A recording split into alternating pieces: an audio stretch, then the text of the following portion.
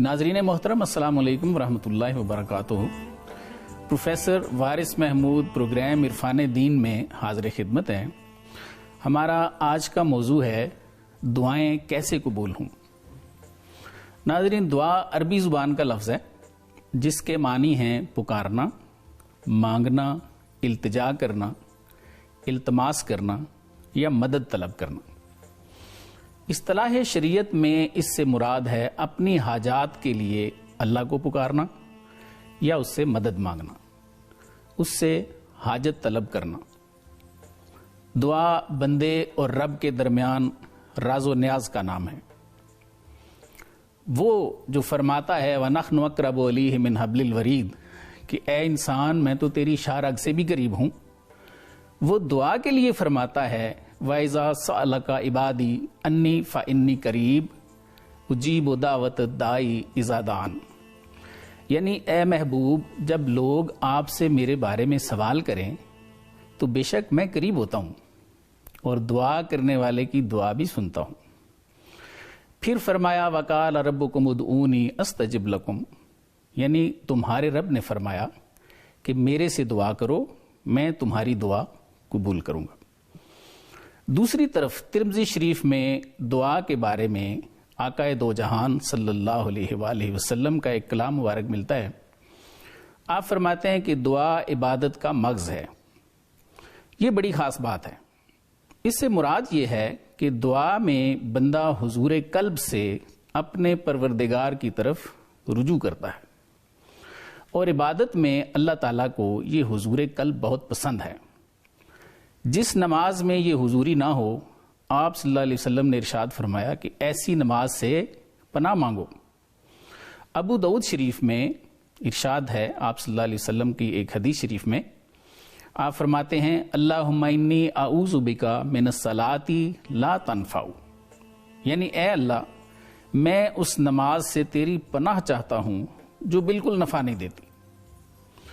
یہ حضور قلب دعا میں نصیب ہوتا ہے اور یہی عبادت کا مغز ہے۔ ناظرین، مہمانوں سے گفتگو کرتے ہیں۔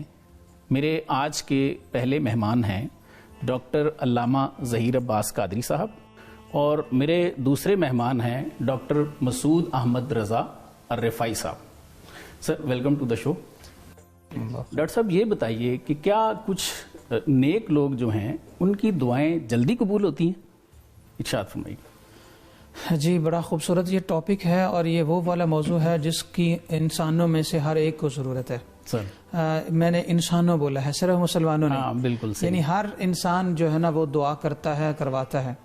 اللہ رب العالمین نے قرآن مقدس میں واضح طور پر ارشاد فرمایا ادعوا ربکم، دوسرا ارشاد فرمایا کہ فاستجاب لکم، کہ تم اپنے رب کو پکارتے ہو تو وہ تمہیں جواب دیتا ہے۔ اجیب دعوت الداعی اذا دعان، تیسری آیت مبارکہ میں ہے کہ وہ جواب دیتا ہے اللہ رب العالمین جب کوئی دعا کرنے والا دعا کرتا ہے۔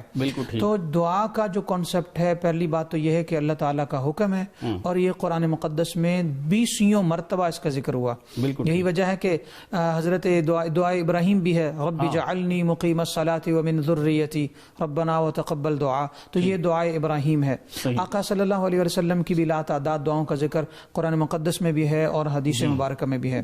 تو دوسری بات یہ ہے کہ اللہ تعالیٰ اپنے پیارے بندوں کی جو دعائیں مقبول ہیں، جی بے شک اللہ تعالیٰ اپنے پیارے بندوں کی جو دعائیں ہیں وہ قبول فرماتا ہے، اور بعض دفعہ اللہ تعالیٰ بظاہر اس لیے قبول نہیں فرماتا کہ جس طرح کے دعائے نوح علیہ السلام ہے، انہوں نے اپنے بیٹے کو دیکھ کر دعا کرنا چاہی تو اللہ تعالیٰ نے فرما دیا یہ اس کے لیے دعا ہی نہیں کرنی۔ اللہ تعالیٰ دعا جو ہے نا دعا کی اجازت نہیں دیتا کہ انہ لیس من اہلک انہ عمل غیر صالح، کہ یہ آپ کے نقش قدم پر چلتا ہی نہیں ہے، لہٰذا آپ اس کے لیے دعا کریں ہی نہیں۔ یہی وجہ تھی کہ وہ غرق بھی ہوا۔ تو جو اللہ تعالیٰ کے نبی ہیں، نبی علیہ السلام کی آل ہے، اللہ کے نبی کے صحابہ ہیں اور ائمہ مجتہدین ہیں، کوئی بھی درجہ ولایت پر فائز ہے تو، اور علماء حقہ ہیں، مدرسے میں جو طلباء کرام ہیں، مدارس میں پڑھنے والے، اللہ تعالیٰ ان لوگوں کی دعائیں قبول فرماتا ہے۔ مسافر کی دعا قبول فرماتا ہے، غازی کی دعا قبول کرتا ہے، اور جو دین کا علم سیکھ رہا ہے، سکھا رہا ہے، پڑھ رہا ہے، پڑھا رہا ہے، نیک تاجر ہے جو زیارت حرمین شریفین میں گیا ہوا ہے، عمرہ کر رہا ہے، حج کر رہا ہے، سفر میں آ جا رہا ہے، ان سارے لوگوں کی دعائیں اللہ تعالیٰ قبول فرماتا ہے اور رد نہیں فرماتا۔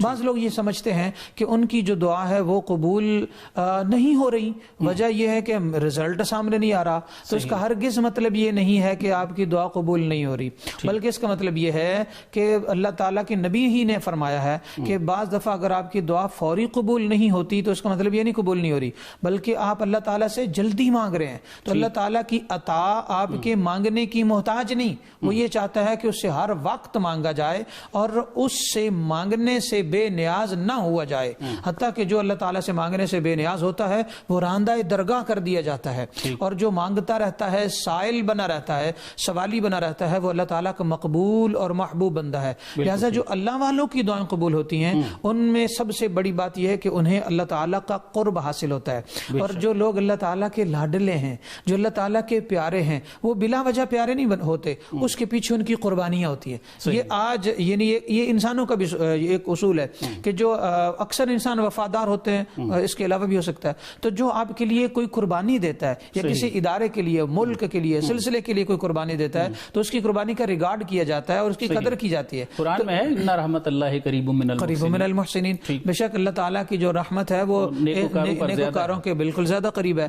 تو یہی وجہ ہے کہ جو لوگ اللہ تعالیٰ کے نیک بندے ہیں وہ جیتے مرتے، اٹھنا بیٹھنا، سونا جاگنا، ان کی زندگی کا ہر مقصد اللہ کی رضا کے لیے جینا، اللہ کے دین کا کام کرنا، اللہ کی انسانیت کے کام آنا، اللہ تعالیٰ کے بندوں کے لیے آسانیاں پیدا کرنا، اللہ کا پیغام جگہ جگہ، ملکوں شہروں ہر جگہ تک پہنچاتے رہنا۔ یہی وجہ ہے کہ اللہ تعالیٰ ان کی دعاؤں کو رد نہیں فرماتا بلکہ مقبول فرماتا ہے۔ تو ہمیں چاہیے کہ یا تو ہم خود ایسے نیک ہو جائیں کہ ہم مستجاب الدعوات ہونے کی سیٹ پر، عہدے پر فائز ہو جائیں۔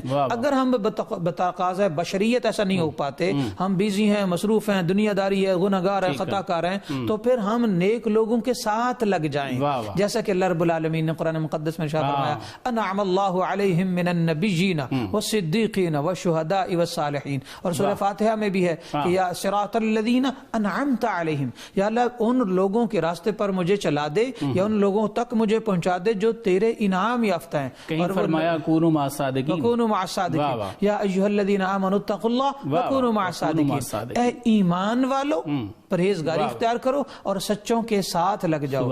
تو یہ جو سچوں کے ساتھ جو سچے ہوتے ہیں ان کی دعا بھی قبول فرماتا ہے اللہ، اور جو سچے اگر نہیں، ہم جیسے گنہگار ہیں، تو جب وہ سچوں کے ساتھ لگ جاتے ہیں تو اللہ تعالیٰ ان کی دعائیں بھی ان سچوں کے ذریعے قبول فرماتا ہے۔ یہی وجہ ہے کہ ہم اولیاء سے دعائیں کرواتے ہیں، اساتذہ سے، علماء سے، جمعے کے مجمعوں میں، اور نیک لوگوں سے، اور ماں باپ سے، اور حفظ کرنے والے بچوں سے، اور علماء سے، اور طلباء سے، اور غازیوں سے، عمرہ سے واپس پلٹنے والوں سے، حج کرنے والوں سے ہم کہتے ہیں دعا کریں، اور یہ کہنا چاہیے، ہمیں بے نیاز نہیں ہونا چاہیے۔ آج کل ہم حج اور عمرہ کے یا جو نیکی کے کاموں میں لوگ لگے ہوتے ہیں نا، ہم ان سے دعا کروانے سے بھی نعوذ باللہ بے نیاز ہوتے جا رہے ہیں کہ اگر کوئی عمرہ کر کے آیا ہے یا حج کے لیے جا رہا ہے تو ہم سمجھتے ہیں اس کی طرف جانا رواج تھا، چھوڑیں، میں مصروف ہوں۔ یہ چھوڑنے والا معاملہ آپ کو بہت بڑی محرومی کی طرف لے کے جا رہا ہے۔ اور اولیاء کو دیکھیں، اللہ کے پیارے بندے کو دیکھیں، علماء کو دیکھیں، تو ہم ان کو بھی لے کر دعا کر نہیں کہتے یا کم کہتے ہیں۔ تو یہ جو کنسپٹ بنتا چلا جا رہا ہے،